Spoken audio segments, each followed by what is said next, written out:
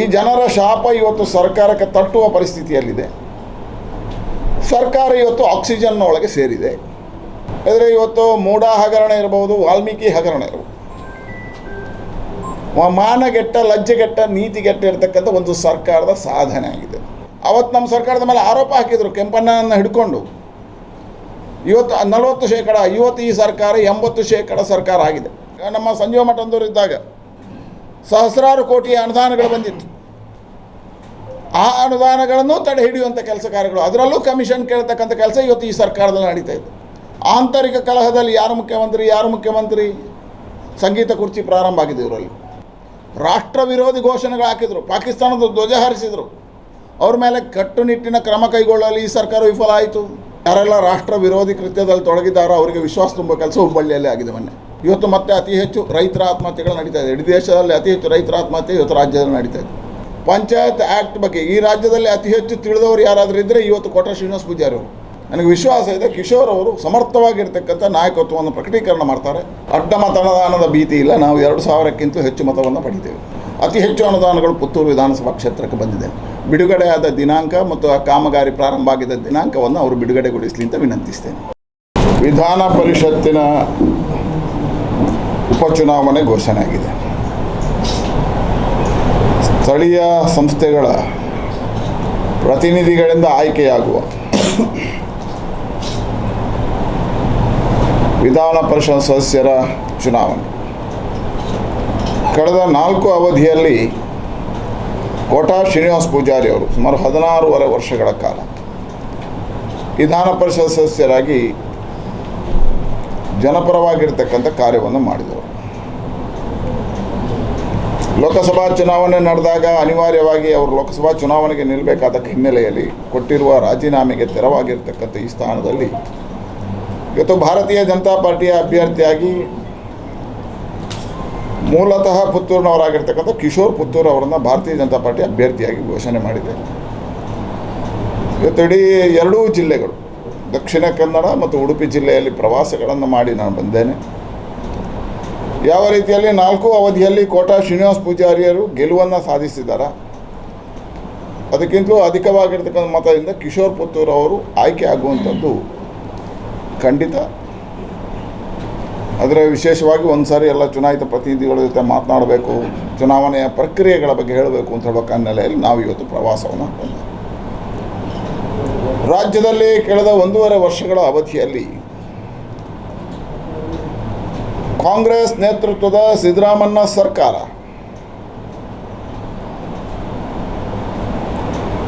ಭ್ರಷ್ಟಾಚಾರದಲ್ಲಿ ನಿರಂತರವಾಗಿ ತೊಡಗಿರುವ ಹಿನ್ನೆಲೆಯಲ್ಲಿ ಶಾಂತಿ ಸುವ್ಯವಸ್ಥೆಗಳನ್ನು ಕಾಪಾಡುವಲ್ಲಿ ವಿಫಲವಾಗಿರ್ತಕ್ಕಂಥ ಈ ಸರ್ಕಾರದ ನಡೆ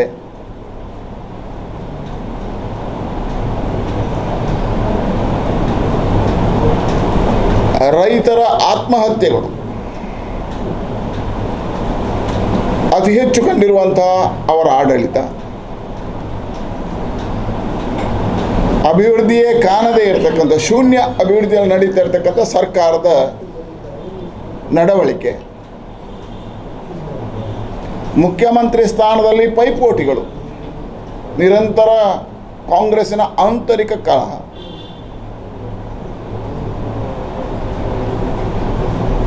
ವಿಎಯಿಂದ ಹಿಡಿದು ವಿಧಾನಸೌಧದವರೆಗೆ ನಡೆಯುವಂಥ ಭ್ರಷ್ಟಾಚಾರದ ಹಗರಣಗಳು, ನಿರಂತರವಾಗಿರ್ತಕ್ಕಂಥ ಭ್ರಷ್ಟಾಚಾರ, ಇದೆಲ್ಲವನ್ನು ಮನಗಂಡು ಇವತ್ತು ಜನ ಕಾಂಗ್ರೆಸ್ಸಿಗೆ ಹಿಡಿ ಶಾಪವನ್ನು ಹಾಕ್ತಾ ಇದ್ದಾರೆ. ಈ ಜನರ ಶಾಪ ಇವತ್ತು ಸರ್ಕಾರಕ್ಕೆ ತಟ್ಟುವ ಪರಿಸ್ಥಿತಿಯಲ್ಲಿದೆ. ಸರ್ಕಾರ ಇವತ್ತು ಆಕ್ಸಿಜನ್ನ ಒಳಗೆ ಸೇರಿದೆ. ಹಾಗಾಗಿ ಯಾವಾಗ ಸಿದ್ದರಾಮಣ್ಣ ರಾಜೀನಾಮೆ ಕೊಡ್ತಾರೆ, ಇವತ್ತೋ ನಾಳೆಯೋ ಅನ್ನುವ ಚರ್ಚೆಗಳು ನಡೀತಾ ಇದ್ದಾವೆ. ಆದರೆ ಇವತ್ತು ಮೂಢ ಹಗರಣ ಇರಬಹುದು, ವಾಲ್ಮೀಕಿ ಹಗರಣ ಇರಬಹುದು, ಮಾನಗೆಟ್ಟ ಲಜ್ಜೆಗೆಟ್ಟ ನೀತಿಗೆಟ್ಟ ಇರತಕ್ಕಂಥ ಒಂದು ಸರ್ಕಾರದ ಸಾಧನೆ ಆಗಿದೆ. ಒಂದು ಗೌರವಾನ್ವಿತ ಸ್ಥಾನದಲ್ಲಿ ಸಾಂವಿಧಾನಿಕವಾಗಿರ್ತಕ್ಕಂಥ ಹುದ್ದೆಯಲ್ಲಿರ್ತಕ್ಕಂಥ ಮುಖ್ಯಮಂತ್ರಿಗಳು ಮೂಢ ಮತ್ತು ವಾಲ್ಮೀಕಿ ಹಗರಣದಲ್ಲಿ ತನ್ನ ಹೆಸರು ಬಂದಾಗಲೇ ರಾಜೀನಾಮೆ ಕೊಡಬೇಕಿತ್ತು. ಈ ರಾಜ್ಯದ ಪರಂಪರೆ ಅದು.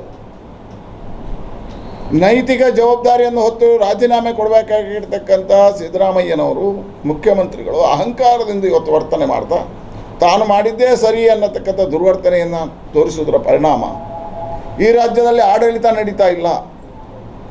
ಕಳೆದ 1.5 ವರ್ಷದಲ್ಲಿ ಶಾಸಕರ ಅನುದಾನಗಳು ಬರ್ತಾ ಇಲ್ಲ, ಅಭಿವೃದ್ಧಿ ಕಾರ್ಯಗಳು ನಡೀತಾ ಇಲ್ಲ, ಕಾಮಗಾರಿಗಳು ಕುಂಠಿತ ಆಗಿದೆ.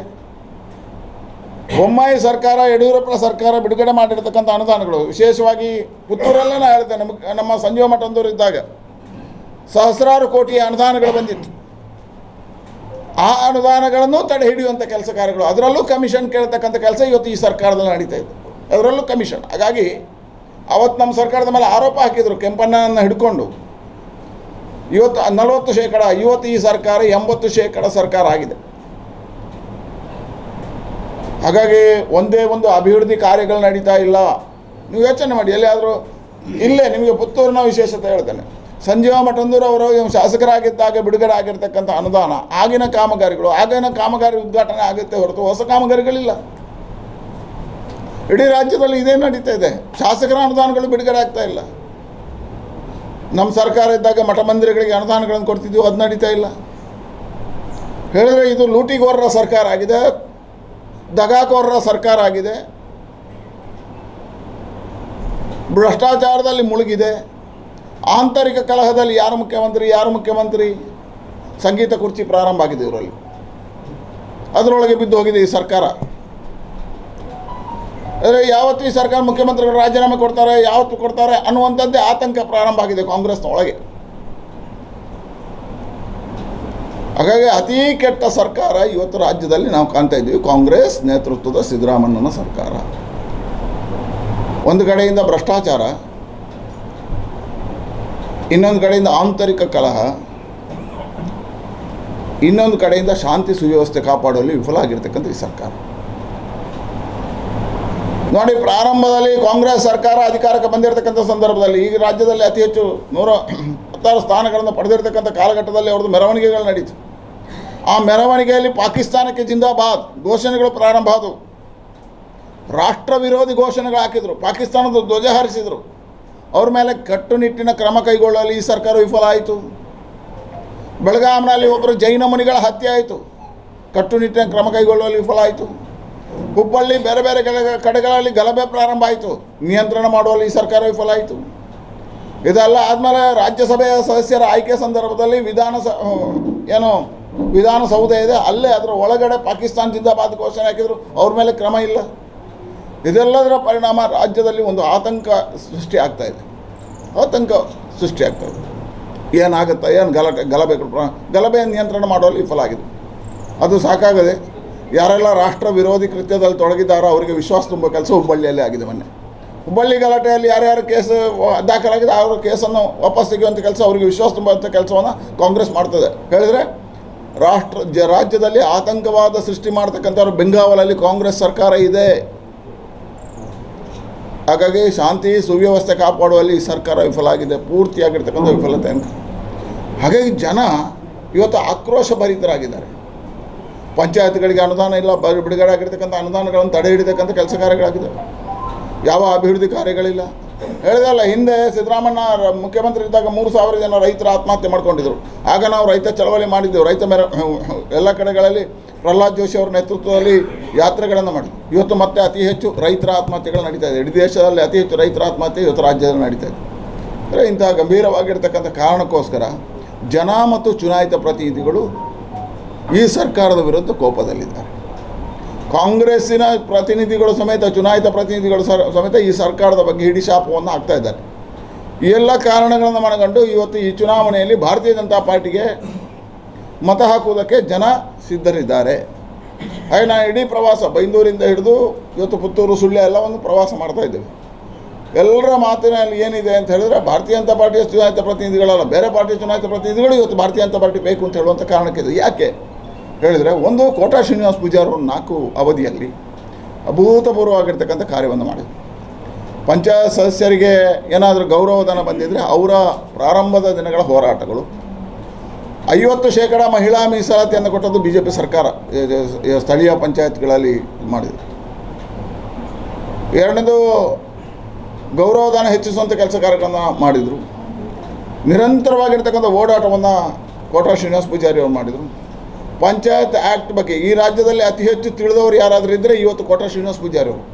ಅಧ್ಯಯನಶೀಲತೆಯಿಂದ ಮಾತನಾಡುವಂಥ ಶಕ್ತಿ ಅವ್ರ ಹತ್ರ. ಒಬ್ಬ ಸಚಿವರಾಗಿದ್ದಾಗಲೂ ಪಂಚಾಯತ್ಗಳಿಗೆ ಹೆಚ್ಚೆಚ್ಚು ಗೌರವಗಳನ್ನು ಕೊಡ್ತಕ್ಕಂಥ ಅನುದಾನಗಳನ್ನು ಕೊಡ್ತಕ್ಕಂಥ ಪ್ರಯತ್ನ ಆಯಿತು. ಹಳ್ಳಿಯಲ್ಲಿರ್ತಕ್ಕಂಥ ಹಿಂದುಳಿದ ದೇವಸ್ಥಾನ ಮಠ ಮಂದಿರಗಳಿಗೆ ಅನುದಾನಗಳನ್ನು ಕೊಡುವಂಥ ಕೆಲಸಗಳನ್ನು ಇವತ್ತು ಕೋಟಾ ಶ್ರೀನಿವಾಸ ಪೂಜಾರಿ ಅವರು ಮಾಡಿದರು. ಹಾಗೆ ಎಲ್ಲ ಚುನಾಯಿತ ಪ್ರತಿನಿಧಿಗಳಿಗೆ ಅತಿ ಹೆಚ್ಚು ಗೌರವ ಇರತಕ್ಕಂಥದ್ದು ಕೋಟಾ ಶ್ರೀನಿವಾಸ ಪೂಜಾರಿ ಅವರು. ಅವ್ರು ಮಾಡಿರ್ತಕ್ಕಂಥ ಕೆಲಸ ಕಾರ್ಯಗಳು ಮುಂದುವರಿಬೇಕು. ಒಬ್ಬ ಒಳ್ಳೆಯ ವಾಕ್ಪಟುತ್ವ ಇರತಕ್ಕಂಥವ್ರು, ವಿಧಾನ ಪರಿಷತ್ನಲ್ಲಿ ವಿರೋಧ ಪಕ್ಷ ನಾಯಕರಾಗಿ ಅದ್ಭುತ ಸಾಧನೆಯನ್ನು ಮಾಡಿದವರು. ಅಷ್ಟೇ ಸಾಮರ್ಥ್ಯ ಇರತಕ್ಕಂಥ ಅದೆಲ್ಲವನ್ನು ಅಧ್ಯಯನ ಮಾಡ್ತಕ್ಕಂಥ ಶಕ್ತಿ ಇರತಕ್ಕಂಥ ಕಿಶೋರ್ ಪುತ್ತೂರ್ ಅವರನ್ನು ಇವತ್ತು BJP ಆಯ್ಕೆ ಮಾಡಿದೆ. ಒಬ್ಬ ಒಳ್ಳೆಯ ಸಂಘಟಕ, ಒಂದು ವಿಚಾರಧಾರೆ ಮತ್ತು ಸಿದ್ಧಾಂತದಲ್ಲಿ ಬದುಕಿದವ. ಅಖಿಲ ಭಾರತ ವಿದ್ಯಾರ್ಥಿ ಪರಿಷತ್, ರಾಷ್ಟ್ರೀಯ ಸ್ವಯಂ ಸೇವಕ ಸಂಘ, BJPಯ ಬೇರೆ ಬೇರೆ ಅನ್ಯಾನ್ಯ ಜವಾಬ್ದಾರಿಗಳನ್ನು ಹೊತ್ತು ಸಂಘಟನೆಯ ಕಾರ್ಯವನ್ನು ಮಾಡ್ತಾ ಬಂದಿರತಕ್ಕಂಥ, ಹತ್ತಾರು ಹೋರಾಟಗಳನ್ನು ಮಾಡಿದಂಥ, ಮಾತನಾಡ್ತಾ ಶಕ್ತಿ ಇರತಕ್ಕಂಥವ್ರು ಮತ್ತು ಅಧ್ಯಯನಶೀಲತೆ ಇರತಕ್ಕಂಥವ್ರು, ಅಧ್ಯಯನ ಮಾಡ್ತಕ್ಕಂಥ ಶಕ್ತಿ ಇರತಕ್ಕಂಥವ್ರು. ಏನು ಕೋಟಾ ಶ್ರೀನಿವಾಸ ಪೂಜಾರಿ ಅವರು ಮಾಡಿದ್ದಾರೆ ಅದನ್ನು ಮುಂದುವರಿಸೋ, ಅವರಷ್ಟೇ ಎತ್ತರಕ್ಕೆ ಹೋಗತಕ್ಕಂಥ ಶಕ್ತಿ ಇರತಕ್ಕಂಥ ಸಾಮಾನ್ಯ ಒಂದು ಹಿಂದುಳಿದ ವರ್ಗದಿಂದ ಬಂದಿರತಕ್ಕಂಥ ಸವಿತಾ ಸಮುದಾಯದ ವ್ಯಕ್ತಿಗೂ ಭಾರತೀಯ ಜನತಾ ಪಾರ್ಟಿ ಸರ್ವವ್ಯಾಪಿ ಸರ್ವಸ್ಪರ್ಶಿ ಅನ್ನೋದನ್ನು ತೋರಿಸೋದಕ್ಕೋಸ್ಕರ ಇವತ್ತು ಅವಕಾಶಗಳನ್ನು ಕೊಟ್ಟಿದೆ. ನನಗೆ ವಿಶ್ವಾಸ ಇದೆ ಕಿಶೋರ್ ಅವರು ಸಮರ್ಥವಾಗಿರ್ತಕ್ಕಂಥ ನಾಯಕತ್ವವನ್ನು ಪ್ರಕಟೀಕರಣ ಮಾಡ್ತಾರೆ. ಒಬ್ಬ ಸಮರ್ಥವಾಗಿರ್ತಕ್ಕಂಥ ವಿಧಾನ ಪರಿಷತ್ನ ನಾಯಕರಾಗ್ತಾರೆ ಅವರು. ಹಾಗಾಗಿ ಅವ್ರಿಗೆ ಮತದಾನ ಮಾಡಬೇಕು, ಅವರಿಗೆ ಆಶೀರ್ವಾದವನ್ನು ಮಾಡಬೇಕು, ಅದರ ಮುಖಾಂತರ ಭಾರತೀಯ ಜನತಾ ಪಾರ್ಟಿಗೆ ಆಶೀರ್ವಾದ ಮಾಡಬೇಕು ಅಂತ ಹೇಳುವಂಥದ್ದು ಚುನಾಯಿತ ಪ್ರತಿನಿಧಿಗಳಲ್ಲಿ ನಾನು ವಿನಂತಿಯನ್ನು ಮಾಡ್ತೇನೆ. ಇವತ್ತು ನಮ್ಮ ಸರ್ಕಾರ ಬಂದ ಮೇಲೆ, ಕೇಂದ್ರದಲ್ಲಿ ನರೇಂದ್ರ ಮೋದಿ ಸರ್ಕಾರ ಬಂದ ಮೇಲೆ ಅತಿ ಹೆಚ್ಚು ಗ್ರಾಮ ಪಂಚಾಯತ್ಗಳಿಗೆ ಅನುದಾನಗಳನ್ನು ಕೊಡ್ತಕ್ಕ 14 ಮತ್ತು 15ನೇ ಹಣಕಾಸು ಆಯೋಗದ ಅಡಿಯಲ್ಲಿ ಅನುದಾನಗಳನ್ನು ಕೊಡ್ತಕ್ಕಂಥ ಪ್ರಯತ್ನ ನಮ್ಮ ಸರ್ಕಾರ. ಕುಡಿಯುವ ನೀರಿನ ಯೋಜನೆ, ಮನೆ ಮನೆಗೆ ಗಂಗೆ, ಜಲ್ ಜೀವನ್ ಮಿಷನ್ ಅಡಿಯಲ್ಲಿ ಮನೆ ಮನೆಗಳಿಗೆ ನೀರನ್ನು ಕೊಡ್ತಕ್ಕಂಥ ಕೆಲಸ ಕಾರ್ಯಗಳಾಯಿತು. ದೀನ್ ದಯಾಳ್ ವಿದ್ಯುದೀಕರಣ ಯೋಜನೆ ಅಡಿಯಲ್ಲಿ ಗ್ರಾಮ ಪಂಚಾಯತ್ಗಳಿಗೆ ಲೈಟ್ಗಳನ್ನು, ಬೆಳಕುಗಳನ್ನು ಕೊಡ್ತಕ್ಕಂಥ, ಬಡವರಿಗೆ ಮನೆಗಳನ್ನು ಬೆಳಕನ್ನು ಕೊಡ್ತಕ್ಕಂಥ ಕೆಲಸ ಕಾರ್ಯಗಳಾಯಿತು. ಗ್ರಾಮ ಪಂಚಾಯತ್ಗೆ ನರೇಗಾ UPA ಸರ್ಕಾರ ಇದ್ದಾಗ ಆದರೂ ಸಮೇತ ಅದರಲ್ಲಿ ಅತಿ ಹೆಚ್ಚು ಅನುದಾನಗಳನ್ನು ಕೊಡ್ತಕ್ಕಂಥ ಪ್ರಯತ್ನ ನಮ್ಮ ಸರ್ಕಾರದ ಕಾಲಘಟ್ಟದಲ್ಲಿ ಆಯಿತು. ಅದರ ಗೈಡ್ಲೈನ್ಗಳನ್ನು ಬದಲಾವಣೆ ಮಾಡಿ ಪಂಚಾಯತ್ ಸದಸ್ಯರಿಗೆ ಸಕ್ರಿಯವಾಗಿರುವುದಕ್ಕೆ ಅವಕಾಶಗಳನ್ನು ಮಾಡಿಕೊಳ್ಳಲಾಯಿತು. ಯಡಿಯೂರಪ್ಪರು ಮುಖ್ಯಮಂತ್ರಿ ಆಗಿದ್ದಾಗ ಸ್ವರ್ಣ ಗ್ರಾಮದ ಪರಿಕಲ್ಪನೆ ಕಂಡು ಗ್ರಾಮ ಪಂಚಾಯತ್ಗಳಿಗೆ ಹೆಚ್ಚು ಅನುದಾನಗಳನ್ನು ಕೊಡ್ತಕ್ಕಂಥ ಪ್ರಯತ್ನಗಳಾಯಿತು. DV ಸದಾನಂದಗೌಡರು ಮುಖ್ಯಮಂತ್ರಿ ಆಗಿರ್ತಕ್ಕಂಥ ಸಂದರ್ಭದಲ್ಲಿ ನಮ್ಮೂರು ನಮ್ಮ ರಸ್ತೆ ಅನ್ನತಕ್ಕಂಥದ್ದು ಗ್ರಾಮ ಪಂಚಾಯತ್ಗಳಿಗೆ ಜೋಡಿಸುವಂಥ ಕೆಲಸ ಕಾರ್ಯ ಆಯಿತು. ಹೀಗೆ ಅತಿ ಹೆಚ್ಚು ಗೌರವಗಳು ಗ್ರಾಮ ಪಂಚಾಯತ್ಗಳಿಗೆ ಬಂದಿದ್ದರೆ ಅದು BJPಯ ಕಾಲಘಟ್ಟದಲ್ಲಿ. ಯಡಿಯೂರಪ್ಪರು ಮುಖ್ಯಮಂತ್ರಿ ಆದಾಗ ನಗರೋತ್ಥಾನದಲ್ಲಿ ನಗರಗಳಿಗೆ, ಪಟ್ಟಣ ಪಂಚಾಯತ್ಗಳಿಗೆ ಹೆಚ್ಚು ಅನುದಾನಗಳನ್ನು ಕೊಡ್ತಕ್ಕಂಥ ಪ್ರಯತ್ನಗಳಾಯಿತು. ಸನ್ಮಾನ್ಯ ನರೇಂದ್ರ ಮೋದಿಯವರು ಅಮೃತ ಅನ್ನತಕ್ಕಂಥ ಯೋಜನೆ ಮುಖಾಂತರ ಅಟಲ್ ಬಿಹಾರಿ ವಾಜಪೇಯಿ ಅಡಿಯಲ್ಲಿ ಹೆಸರಿನಲ್ಲಿ ನಗರ ಪಾಲಿಕೆ, ಪಟ್ಟಣ ಪಂಚಾಯತ್ಗಳಿಗೆ ಅನುದಾನಗಳನ್ನು ಕೊಡ್ತಕ್ಕಂಥ ಹೊಸ ಪ್ರಯತ್ನಗಳಾಯಿತು. ಸ್ಮಾರ್ಟ್ ಸಿಟಿ ಅಡಿಯಲ್ಲಿ ಮಹಾನಗರ ಪಾಲಿಕೆಗಳನ್ನು ಅಭಿವೃದ್ಧಿ ಪಡ್ತಕ್ಕಂಥ ಕೆಲಸ ಕಾರ್ಯಗಳಾಯಿತು. ಹೇಳಿದರೆ ಸ್ಥಳೀಯ ಸಂಸ್ಥೆಯ ಚುನಾಯಿತ ಪ್ರತಿನಿಧಿಗಳಿಗೆ ಅವರ ಜವಾಬ್ದಾರಿಗೆ ಅನುಸಾರವಾಗಿ ಕೆಲಸ ಮಾಡಲಿಕ್ಕೆ ಅವಕಾಶ ಕೊಟ್ಟಿದ್ದರೆ ಅದು ಭಾರತೀಯ ಜನತಾ ಪಾರ್ಟಿಯ ಸರ್ಕಾರ ಅನ್ನುವಂಥದ್ದು ಸ್ಪಷ್ಟ. ಈ ಎಲ್ಲ ಕಾರಣಕ್ಕೆ ಇವತ್ತು ಚುನಾಯಿತ ಪ್ರತಿನಿಧಿಗಳೆಲ್ಲರೂ BJPಗೆ ಆಶೀರ್ವಾದ ಮಾಡೋದಕ್ಕೆ ಸಿದ್ಧರಾಗಿದ್ದಾರೆ. ಮತ್ತೊಮ್ಮೆ ಅವರಲ್ಲಿ ಆಶೀರ್ವಾದವನ್ನು ಬೇಡ್ತಾರೆ. ಈಗ BJPಗೆ ಸುಮಾರು 1600ರಷ್ಟು ಅಂತರದ ಮತ ಹೆಚ್ಚಿದೆ ಅನ್ನೋದು ನಿಮ್ಮ ನಾಯಕರ ಮಾತುಗಳನ್ನು ಈಗಾಗಲೇ ಗೊತ್ತಾಗಿದೆ. ಈ ಏನಾದರೂ ಜಾಸ್ತಿ ಬರ್ಬೋದು ಅಂತಿದೆಯಾ? ಅಡ್ಡ ಮತದಾನ ಆಗುವುದೇನೋ ಭೀತಿ? ಅಡ್ಡ ಮತದಾನದ ಭೀತಿ ಇಲ್ಲ. ನಾವು 2000ಕ್ಕಿಂತ ಹೆಚ್ಚು ಮತವನ್ನು ಪಡಿತೇವೆ. ಪುತ್ತೂರಿನ ಶಾಸಕರು ಇರ್ತಾರೆ, ಸಾವಿರಾರು ಕೋಟಿ ರೂಪಾಯಿ ಅನುದಾನ ಬಂದಿದೆ. ಕುಡಿಯುವ ನೀರಿಗೆ ಸಂಬಂಧಪಟ್ಟಂತೆ ಈಗಾಗಲೇ 1000 ಕೋಟಿ ಅನುದಾನ ಬಿಡುಗಡೆಯಾಗಿದೆ. ಖಂಡಿತವಾಗಿ ಬಿಡುಗಡೆಯಾಗಿದೆ. ಸಾವಿರಾರು ಕೋಟಿ ರೂಪಾಯಿಗಳ ಬಿಡುಗಡೆಯಾಗಿದೆ. ಅತಿ ಹೆಚ್ಚು ಅನುದಾನಗಳು ಪುತ್ತೂರು ವಿಧಾನಸಭಾ ಕ್ಷೇತ್ರಕ್ಕೆ ಬಂದಿದೆ. ಬಿಡುಗಡೆಯಾದ ದಿನಾಂಕ ಮತ್ತು ಆ ಕಾಮಗಾರಿ ಪ್ರಾರಂಭ ಆಗಿದ್ದ ದಿನಾಂಕವನ್ನು ಅವರು ಬಿಡುಗಡೆಗೊಳಿಸಲಿ ಅಂತ ವಿನಂತಿಸ್ತೇನೆ. ಭೂತಾನ್ನಿಂದ ಹಸಿ ಅಡಿಕೆ ಆಮದು ಮಾಡುವಂಥ ಒಂದು ಒಪ್ಪಂದ ಆಗಿದೆ. ಇದರಿಂದ ದೇಶೀಯ ಅಡಿಕೆಯ ಮೇಲೆ ಪರಿಣಾಮ ಬೀರಬಹುದು ಅನ್ನುವಂಥ ಆರೋಪ ಬರ್ತಾ ಇದೆ. ಈಗಾಗಲೇ ಇದರ ಬಗ್ಗೆ ಕ್ಯಾಂಕೋ ಪ್ರವೃತ್ತ ಆಗಿದೆ. ಕಾಮರ್ಸ್ ಮಿನಿಸ್ಟ್ರಿ ಮತ್ತು ಅಗ್ರಿಕಲ್ಚರ್ ಮಿನಿಸ್ಟ್ರಿ ಮುಖಾಂತರ ಮಾತುಕತೆಗಳನ್ನು ಮಾಡಿ ಇದಕ್ಕೆ ಪರಿಹಾರಗಳನ್ನು ಕಂಡುಕೊಳ್ತದೆ.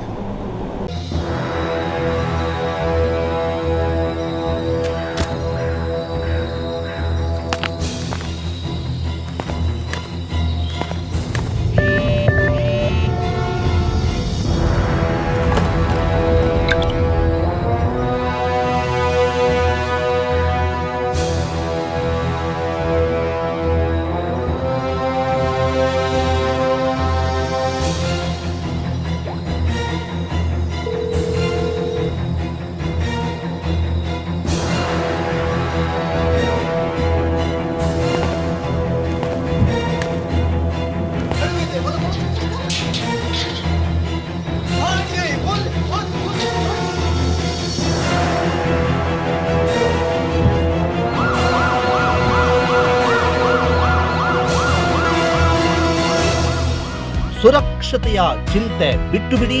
ನವೀನ ತಂತ್ರಜ್ಞಾನದ ಸಿಸಿಟಿವಿ ಕ್ಯಾಮೆರಾ ಅಳವಡಿಸಿ. ವಿಸಿಟ್ ಮಾಡಿ tech sparkle, Pinto plaza, APMC road, Puttur, Dakshina Kannada. ಸುದ್ದಿ ಚಾನಲ್, ಕ್ಷಣ ಕ್ಷಣದ ಸುದ್ದಿಗಾಗಿ.